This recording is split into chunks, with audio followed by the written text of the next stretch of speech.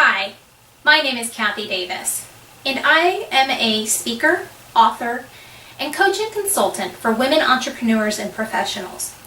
I work with my clients to help them figure out strategies and ways to get more done in less time so that they can live a life of intention and purpose according to their own plan. To that end, I speak on concepts about time management, productivity, intention and using intention in our life, and creating luck by being prepared for our own opportunities, the opportunities that we seek. I've put together this video with clips of me speaking to let you know what I'm like as a speaker and some of my philosophies on helping my clients. I hope you find this helpful. Thank you.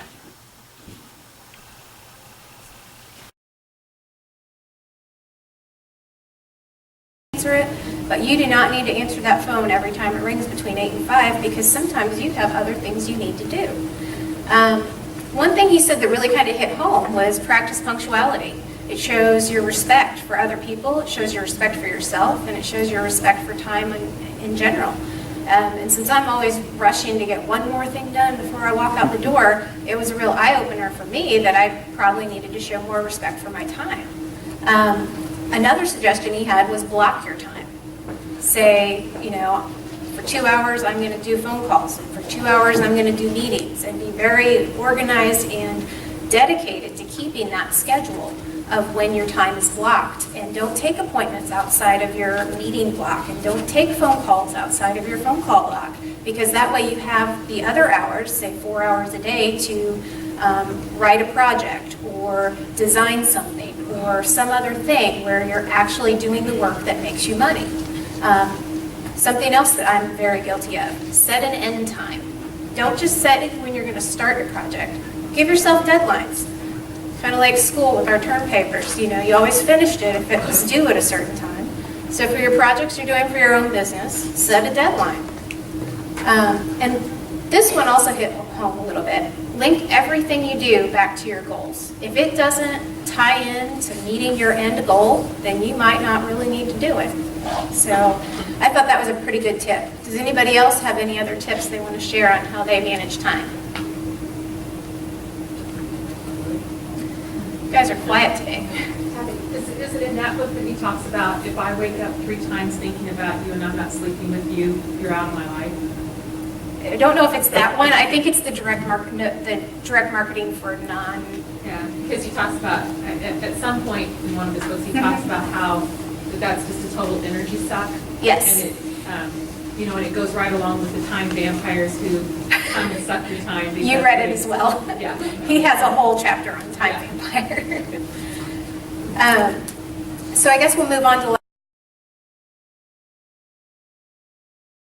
Hi, I'm Kathy Catlin Davis, and I'm here today to talk to you a little bit about what I call the #1 time sucker that we have. And for me, that is this little item right here.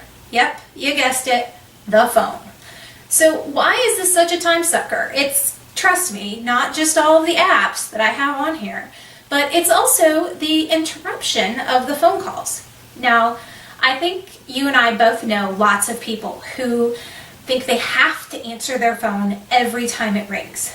And while I know that we got cell phones and cell phones were created so that we could be much more accessible and we didn't always have to be at our desks in order to answer the phone, I don't think that, the concept meant that we always had to answer the phone. I think that it was supposed to give us more freedom, but not necessarily be an electronic leash, which is what it somewhat turns into.